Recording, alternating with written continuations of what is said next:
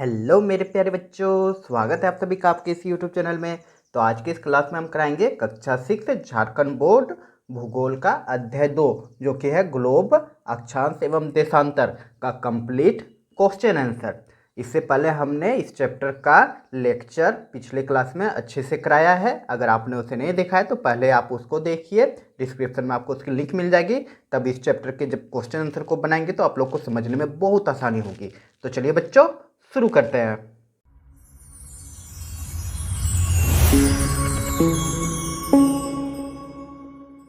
तो बच्चा question number 1 है कि रिक्त स्थानों की पूर्ति कीजिए। तो पहला नंबर है उसका कि कर्क रेखा डैश पर स्थित है।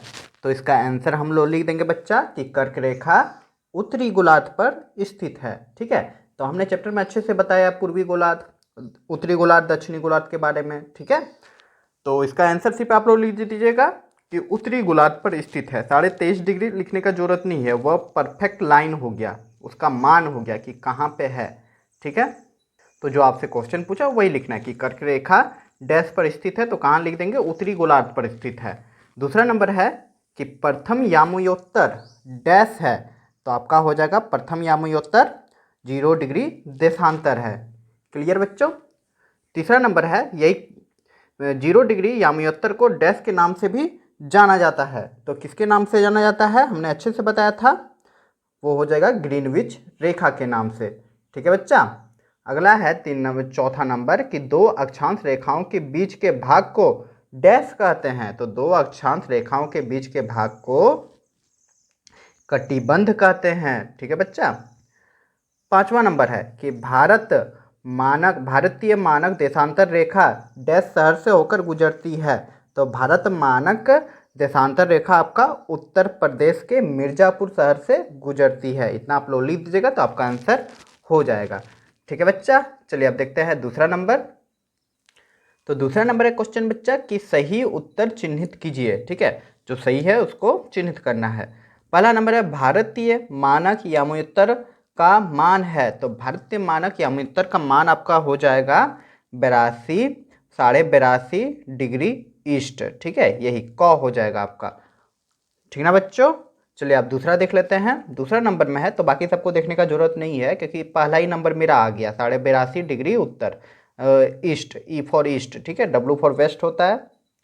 आगे है कि कर्क और मकर रेखाओं के बीच कौन सी कटिबंध है। तो कर्क और मकर रेखा के बीच हमने बताया था उष्ण कटिबंध है। ठीक है बच्चा, तो शीत कटिबंध नहीं होगा, शीतोष्ण कटिबंध नहीं होगा, आपका गौ हो जाएगा, उष्ण कटिबंध। क्लियर। चलिए तीसरा नंबर है कि उत्तरी गोलार्ध किस वृत्त पर स्थित है। तो उत्तरी गोलार्ध उत्तरी ध्रुव है। ठीक ना, उत्तरी ध्रुव मतलब ऊपर वाला भाग। देखो जैसे हमने बताया था ये ग्लोब है या पृथ्वी मान लो, तो ऊपर को उत्तर बोलते हैं, नीचे को दक्षिण बोलते हैं, ये पूरब और ये पश्चिम। ठीक ना, यही होता है। तो यहाँ जो है इसी को, ये जो पॉइंट है, ये वाला भाग जहाँ बर्फ सालों साल जमी रहती है, नीचे और ऊपर जहाँ सूर्य की किरण नहीं पड़ती, इसी को बोलते हैं ध्रुवीय। तो उत्तरी ध्रुव किधर है, उत्तर, ये हो गया बीच में विषुवत रेखा, ये उत्तरी गोलार्ध, ये दक्षिणी गोलार्ध। ठीक है, तो ऊपर वाले भाग में तो उत्तरी गोलार्ध में, तो आपका आंसर क्या हो जाएगा, उत्तरी गोलार्ध। उम्मीद करूंगा समझ में आ गई होगी कि उत्तरी ध्रुव किस वृत्त पर स्थित है, तो उत्तरी गोलार्ध पर स्थित है। ठीक है बच्चों। चलिए देख लेते हैं चौथा नंबर। अब तो चौथा नंबर है बच्चों कि रांची से गुजरने वाले अक्षांश रेखा का नाम है। तो रांची से गुजरने वाले अक्षांश रेखा आपका कौन सा होगा, वो आपका हो जाएगा कर्क रेखा। तो बच्चों आप लोग एक कमेंट जरूर कीजिएगा कि कर्क रेखा कितने राज्यों से होकर गुजरती है। कर्क रेखा भारत के कितने राज्यों से होकर गुजरती है, आप लोग कमेंट जरूर कीजिएगा, ये आप लोग के लिए होमवर्क रहा। ठीक है बच्चों। चलिए आप देख लेते हैं नेक्स्ट क्वेश्चन। तो आपका अगला क्वेश्चन है कि निम्नलिखित प्रश्नों के उत्तर एक वाक्य में दीजिए। पहला नंबर है अक्षांश और देशांतर रेखाओं के जाल को क्या कहते हैं। तो चलिए बनाते हैं इसको अब। तो बच्चा इसका उत्तर हम लिख लेंगे कि अक्षांश और देशांतर रेखाओं के बीच देशांतर रेखाओं के जाल को ग्रिड कहा जाता है। ठीक है, इतना लिख देंगे, आपका आंसर हो जाएगा। अगला क्वेश्चन देख लेते हैं। अगला क्वेश्चन है बच्चा कि देशांतर रेखाओं की कुल संख्या कितनी है। तो देशांतर रेखाओं की कुल संख्या 360 है। ठीक है बच्चा, इतना लिख देंगे, आंसर हो जाएगा। एक ही वाक्य में बोला है तो ज़्यादा लिखने का जरूरत नहीं है। आगे है तीसरा नंबर, अक्षांश रेखा किसे कहते हैं। यही क्वेश्चन है, बहुत इंपॉर्टेंट क्वेश्चन है। तो हम लिख देंगे कि विषुवत रेखा से ध्रुवों तक सभी समांतर वृत्त अक्षांश रेखाएं कहलाते हैं। भाई साहब ये क्या है, क्या कहना चाह रहा है, जरा समझ लो एक बार अच्छा से। देखो ये वृत्त है, सॉरी ग्लोब है, बीचों बीच जो रेखा जाता है उसको बोलते हैं विषुवत रेखा। काल्पनिक रेखा है, मतलब माना गया है मानव के द्वारा। तो ये जो बीचों बीच रेखा गया है इसको विषुवत रेखा कहते हैं या भूमध्य रेखा कहते हैं, एकदम बीचों बीच गया। तो विषुवत रेखा से ध्रुव, ध्रुव अभी जस्ट हमने बताया ऊपर वाले पॉइंट और नीचे वाले पॉइंट को ध्रुव कहते हैं, जहाँ सालों साल बर्फ जमी रहती है। क्यों? क्योंकि यहाँ पे सूरज की किरण नहीं पहुंचती है। तो ध्रुव के सभी समांतर वृत्त, देखो इसी के समांतर जितना भी वृत्त हम खींचेंगे, खींच रहे हैं ना, ये वृत्त है, उसी प्रकार नीचे भी आएगा। तो ये सारी क्या होती है, अक्षांश रेखा कहलाती है। तो उम्मीद करूंगा अक्षांश रेखा के बारे में आप लोग अच्छे से समझ गए होंगे। चलिए अब देख लेते हैं नेक्स्ट क्वेश्चन। तो अगला क्वेश्चन है बच्चा कि सर्वाधिक सूर्य ताप किस कटिबंध में से प्राप्त होता है, या किस कटिबंध में प्राप्त होता है, सूरज का किरण किस कटिबंध में सबसे ज्यादा पड़ता है। तो सर्वाधिक सूर्य ताप उष्ण कटिबंध में प्राप्त होता है। देखो उष्ण मतलब, उष्ण से ही नाम याद रख लेना, सर्वाधिक मतलब उष्ण, उष्ण मतलब गर्मी होता है ना, तो सर्वाधिक कहाँ हो जाएगा, उष्ण कटिबंध में। ठीक है, इस तरह से आप ट्रिक से याद कर सकते हैं, दिमाग लगा के। वैसे भी हमने डिटेल से बताया, आप लोग यदि देख लेंगे वो वीडियो तो आप लोग को समझने में ज़्यादा तकलीफ नहीं होगी। अगला क्वेश्चन है मकर रेखा का अक्षांशीय मान क्या है। तो मकर रेखा का अक्षांशीय मान 23.5 डिग्री साउथ है, एस लिख देना, ठीक ना बच्चों। साउथ है मतलब दक्षिण है। वैसे ही कर्क रेखा क्या हो जाएगा, तब कर्क रेखा 23.5 डिग्री नॉर्थ हो जाएगा। ठीक है, नॉर्थ का साउथ होता है ना, तो वहां सिर्फ एन कर देंगे कर्क रेखा के बारे में अगर पूछ दे तो। ठीक है बच्चा, आगे चले देखते हैं। आगे है चौथा नंबर कि लघु उत्तरीय प्रश्न, छोटा सा प्रश्न देना है, उत्तर देना है।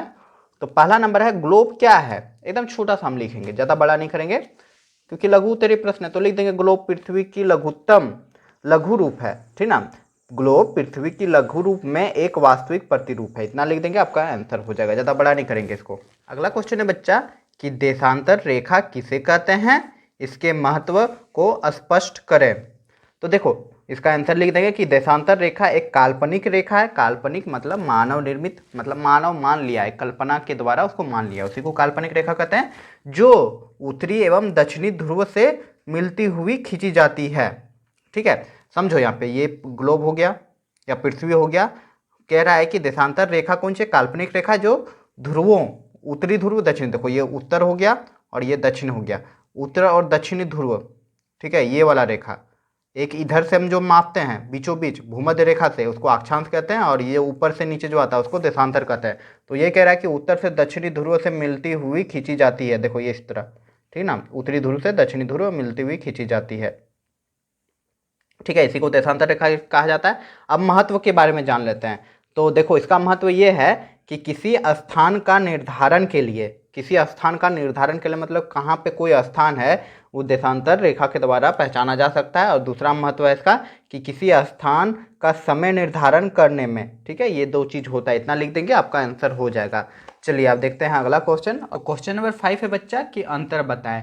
उसका पहला नंबर क्वेश्चन है कि अक्षांश और देशांतर रेखाएं। ठीक ना, अक्षांश रेखा किसे कहते हैं, देशांतर रेखा किसे कहते हैं, दोनों के बीच क्या क्या अंतर है सबको लिखना है। तो एक साइड हम अक्षांश लिख लेंगे, दूसरी साइड हम देशांतर लिख लेंगे। तो अक्षांश के बारे में हम लिख सकते हैं कि ये पूरब से पश्चिम की ओर गुजरती है। ठीक है, देखो कोई भी हम मैप लेते हैं तो हमेशा इधर पूरब होता है और इधर पश्चिम होता है। ठीक है, अगर यदि हम ये ग्लोब बना लें तो क्या हो जा रहा है कि अक्षांश रेखाएं पूरब से पश्चिम की ओर गुजरती है, मतलब ये रेखा, ये जो हम खींच रहे हैं, ठीक है, ये हो जाता है कौन सी, अक्षांश रेखा। उसी प्रकार देशांतर रेखा के बारे में क्या लिख देंगे कि ये रेखा उत्तर और दक्षिण ध्रुव से गुजरती है। अगर यदि हम यहाँ यहीं पे बना दें, अच्छा समझने के लिए यहीं बना लो, देखो ये हो गया ग्लोब, ऊपर वाले को उत्तर कहते हैं और नीचे वाले को दक्षिण कहते हैं। अरे फिल्म सब में नहीं देखते हो कि साउथ का मूवी है, साउथ किधर है जी, भारत के नीचे साइड है, मतलब दक्षिण साइड है, तो वैसे ही याद रखिएगा। ये हो गया दक्षिणी ध्रुव, ये हो गया उत्तरी ध्रुव। अभी जस्ट हमने बताया कि यहाँ पे सालों साल बर्फ जमी रहती है, क्यों, क्योंकि यहाँ पे सूरज की किरण नहीं पहुँचती है। तो यही कह रहा है कि उत्तरी ध्रुव से दक्षिणी ध्रुव से गुजरती है, मतलब यहाँ से उत्तरी ध्रुव से दक्षिणी ध्रुव गुजरती है, मतलब सीधी जो गुजरती है, इसी को बोलते हैं, है ना, इसको क्या बोलते हैं, देशांतर कहते हैं। तो उम्मीद करूंगा समझ में आ गई होगी। अब इसके बारे में लिख सकते हैं अक्षांश के बारे में, इसकी संख्या 181 है और इसकी संख्या 360 है। ठीक है बच्चा। दूसरा नंबर है कि 0 डिग्री अक्षांश विषुवत वृत्त कहलाता है। क्यों कहलाता है, हमने डिटेल से बताया है, आगे है मतलब लेक्चर के वीडियो पे। और इस साइड हम लिख लेंगे कि 0 डिग्री देशांतर प्रधान या अमोत्तर कहलाती है। ठीक है, इतना लिख देंगे, आपका आंसर हो जाएगा। चलिए नेक्स्ट क्वेश्चन देख लेते हैं अब। तो प्रश्न संख्या 2 है उष्ण कटिबंध और शीत कटिबंध। तो एक साइड हम उष्ण कटिबंध लिख लेंगे, दूसरे साइड शीत कटिबंध, और दोनों के बीच अंतर बता देंगे। तो उष्ण कटिबंध के यहाँ हम लिख सकते हैं कि यहाँ सूर्य की किरणें लंबवत मतलब सीधी पड़ती है, और शीत कटिबंध में लिख सकते हैं कि यहाँ सूर्य की किरणें अत्यधिक तिरछी पड़ती है। ठीक है बच्चा। और इसका दूसरा हम लिख सकते हैं कि तापमान अधिक होती है, और इसमें लिख देंगे तापमान बहुत कम होती है। ठीक है, यही दो हम लिख देंगे, दो अंतर लिख देंगे, आपका आंसर हो जाएगा। अब अगला क्वेश्चन है कि कारण बताएं, क्वेश्चन नंबर 6। ठीक ना, इस बार कारण बताना है। तो उसका एक नंबर है कि सभी देशांतर एक ही लंबाई के होते हैं। ऐसा क्यों होता है? जितना भी देशांतर होता है, देशांतर मतलब ये देखो, ये ग्लोब है, ऊपर से नीचे वाली जो रेखाएं होती है इसी को देशांतर बोलते हैं। तो ये रेखाएं क्या होती है, इसकी लंबाई जो होती है यहाँ से यहाँ तक की लंबाई समान होती है। ये लंबाई एक ही लंबाई के होते हैं। तो देखो हम क्या लिख देंगे इसके बारे में कि देशांतर रेखा एक काल्पनिक रेखा है। ठीक ना, काल्पनिक मतलब माना गया है जो उत्तर से, उत्तर मतलब ऊपर से दक्षिण, दक्षिण ध्रुवों पे को मिलाती हुई खींची जाती है। चूंकि पृथ्वी का आकार निश्चित है, ठीक है, इसीलिए सभी देशांतर एक ही लंबाई के होते हैं। तो इतना लिख दीजिएगा, आपका आंसर हो जाएगा। पृथ्वी का आकार निश्चित है, इसीलिए ऊपर से नीचे जब खींचेंगे तो सभी रेखाएं एक ही लंबाई के होंगे। ठीक है, आगे है इसी का क्वेश्चन नंबर 2 कि 82.5 डिग्री पूर्व देशांतर को भारत का मानक देशांतर, ठीक है, मानक देशांतर रेखा माना जाता है। क्यों माना जाता है उसके बारे में बताना है। तो देखो, भारत का देशांतरीय विस्तार में लगभग 30 मिनट का अंतर आता है। भारत का मानक समय 82.5 पूर्व है, जो कि भारत के देशांतरीय विस्तार के बीचों बीच आता है, जिससे भारत के समय में ज़्यादा अंतर नहीं हो पाता है। ठीक है, देशांतर जो रेखा होता है, भारत के देशांतरीय विस्तार, जितना भी देशांतरीय विस्तार है, अगर यदि ये भारत है, ठीक ना, समझो ये भारत है,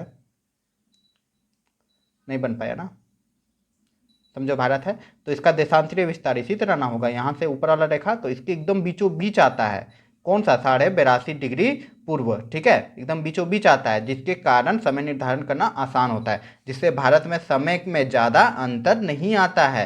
यही कारण है कि भारत का मानक समय 82.5 डिग्री पूर्व देशांतर को माना गया है। तो इतना लिख देंगे, आपका आंसर हो जाएगा। कुछ कुछ क्वेश्चन तो लंबा बनेगा ही, आप लोग को थोड़ा याद करने का प्रैक्टिस अभी से ही करना पड़ेगा बच्चों। ठीक ना, चलिए आगे देखते हैं। अब नंबर 7 अब है दीर्घ उत्तरीय प्रश्न, एकदम बड़ा बड़ा लंबा चौड़ा लिखना है इसके बारे में। ठीक है, तो देखो यहाँ पे क्या है, पहला नंबर क्वेश्चन है पृथ्वी के विभिन्न ताप कटिबंधों की मुख्य विशेषताओं का उल्लेख कीजिए। ठीक है, जितना भी ताप कटिबंध है, तो आपकी किताब में जितना हमने पढ़ा, 3 कटिबंध के बारे में पढ़ा है, तो उसके बारे में विस्तार से उसकी विशेषताओं का उल्लेख करना है। तो चलिए करते हैं। तो पहले लिख लेंगे उष्ण कटिबंध है, यहाँ पे गर्मी ज़्यादा पड़ती है। ठीक है, ये याद रखना, उष्ण लिखा हुआ है, शीतोष्ण उसके बाद आ जाएगा। ठीक ना, गर्म और ठंडा दोनों रहता है। तो देखो इसके बारे में लिख लेंगे उष्ण कटिबंध कि यहाँ तापमान ज़्यादा होती है, क्योंकि यहाँ सूर्य की किरण वर्ष भर लगभग लंबवत पड़ती है। सूरज की किरणें एकदम सीधी पड़ती है, पृथ्वी हो गया ना, एकदम बीचों बीच पड़ती है ना, तो बीचों बीच वाला जो भाग रहता है उसे कोई उष्ण कटिबंध बोलते हैं। ठीक है, सूरज की किरण तो बीचों वाला भाग में ज़्यादा पड़ता है, इसलिए यहाँ पे गर्म पड़ता है। ठीक है, ये विशेषता हो जाएगा। और इसके यहाँ क्या होता है, यहाँ सालों भर ग्रीष्म ऋतु रहती है, मतलब गर्मी का मौसम रहता है, क्योंकि सूरज की किरण एकदम सीधी लंबवत पड़ती है। ठीक है, परपेंडिकुलर पड़ती है, इसीलिए यहाँ पे ग्रीष्म ऋतु ज़्यादातर रहता है सालों भर। आगे लिख लेंगे शीतोष्ण, शीतोष्ण कटिबंध। देखो शीतोष्ण ये नाम से ही आप लोग याद रखिएगा, शीत भी है और उष्ण भी है, मतलब दोनों मिला हुआ है। शीतोष्ण, शीतोष्ण बनना शीत और उष्ण से मिलके, मतलब उष्ण भी है इसमें और ठंडी भी है, मतलब मैनेज हो रहा है ना, बीच वाला समझ में आ रहा है ना। एक होता है एकदम ठंडी, एक होता है एकदम गर्म, और बीच वाला जो होता है वही हुआ है यहाँ पे शीतोष्ण, शीत और उष्ण से बना हुआ है। ठीक है, शीतोष्ण हो गया। तो यहाँ तापमान मध्यम होती है, क्योंकि यहाँ सूरज की किरणें क्या पड़ती है, तिरछी पड़ती है। ठीक है, यहाँ वर्ष में शीत ऋतु ग्रीष्म ऋतु होने का अनुभव किया जाता है, यहाँ पे दोनों ऋतु होने का अनुभव किया जाता है। अभी हमने जाना उष्ण कटिबंध में, उष्ण कटिबंध में क्या होता है, गर्मी ज़्यादा पड़ता है, इसलिए यहाँ पे वर्ष भर ग्रीष्म ऋतु रहती है। लेकिन शीतोष्ण मतलब बीच वाला भाग, ना ही गर्म ना ही ठंडा। ठीक है, दोनों चीज़ रहती है, इसलिए यहाँ पे शीत ऋतु और ग्रीष्म ऋतु दोनों अनुभव होता है। और अगला जो लास्ट है वो भी देख लेते हैं। अगला है शीत कटिबंध। अब नाम से ही याद आ गया शीत, मतलब यहाँ वर्ष भर ठंडा ही पड़ते रहता होगा, ठीक है। तो यहाँ क्या लिख देंगे कि यहाँ तापमान बहुत कम होती है। क्यों होती है भाई? क्योंकि यहाँ सूरज की किरणें अत्यधिक तिरछी पड़ती है ध्रुव वाले भाग में, ठीक ना। ध्रुव वाले भाग में देखो, यहाँ पे ऊपर वाला भाग और नीचे नीचे वाला भाग, उत्तरी ध्रुव दक्षिणी ध्रुव। यहाँ पे बोले ना सालों साल बर्फ जमा रहता है। क्यों रहता है? क्योंकि सूरज की किरण नहीं पड़ती है, तिरछी पड़ती है। सूरज की किरण ऐसे तिरछी पड़ती है और यहाँ बीच वाला भाग में ज़्यादा पड़ता है, ठीक ना। इसलिए इसको उष्ण बोलते हैं और बीच वाला जो भाग है इसको शीतोष्ण बोलते हैं और सबसे ऊपर वाला भाग को शीत बोलते हैं। तो उम्मीद करूंगा समझ में आ गई होगी।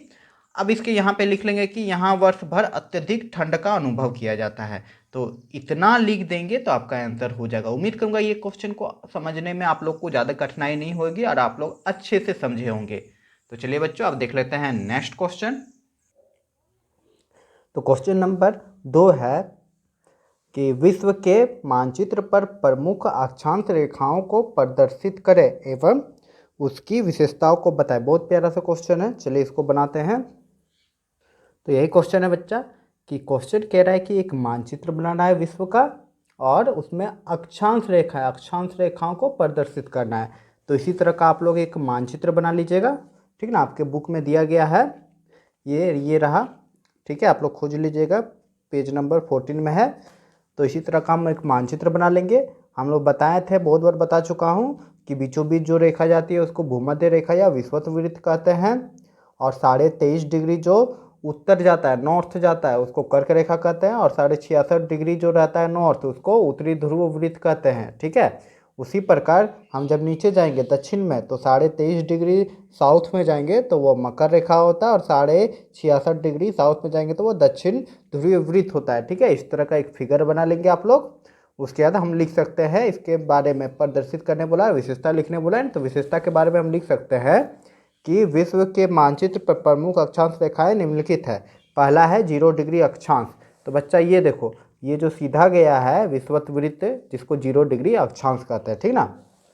तो इसके बारे में लिख सकते हैं कि यह पृथ्वी को उत्तरी एवं दक्षिणी गोलार्ध में विभाजित करती है, ठीक है। यह सबसे लंबी अक्षांश रेखा है क्योंकि बीचों बीच है और हम लोग जानते हैं पृथ्वी के बीचों बीच की लंबाई सबसे अधिक होगी, ऊपर जैसे जाएंगे तो घटते जाएगा ना। तो अगला अब जो दूसरा अक्षांश रेखा है वो है कर्क रेखा, ठीक है।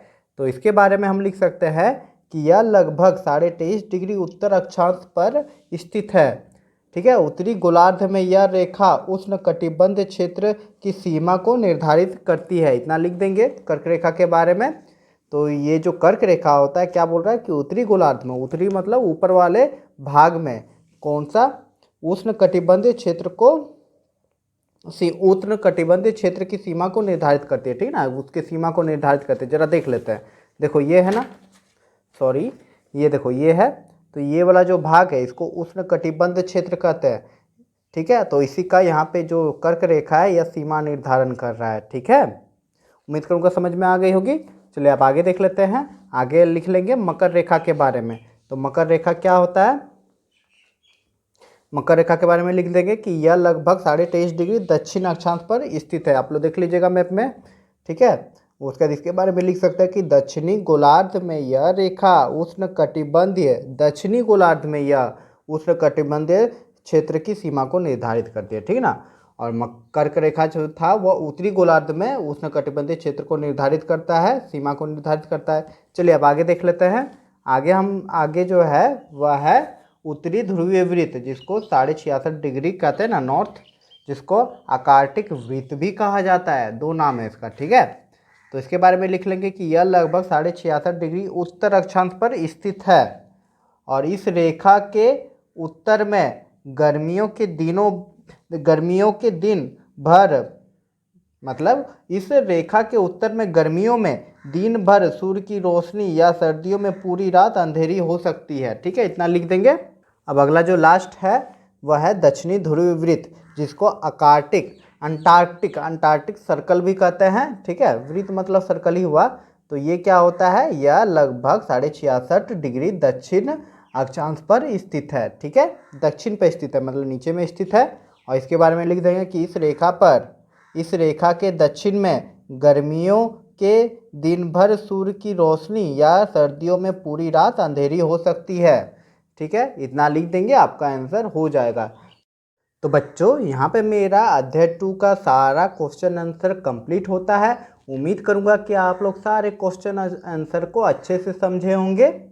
अगर बच्चों मेरे पढ़ाने का तरीका अच्छा लगा तो ज़्यादा से ज़्यादा लाइक करें, अपने दोस्तों के बीच शेयर करें, और आप हमें सपोर्ट कर सकते हैं इस चैनल को सब्सक्राइब करके। और कक्षा 6 के वीडियो को पाने के लिए चैनल पे बने रहे। तो चलिए बच्चों, मिलते हैं अगले क्लास में अगले चैप्टर के साथ।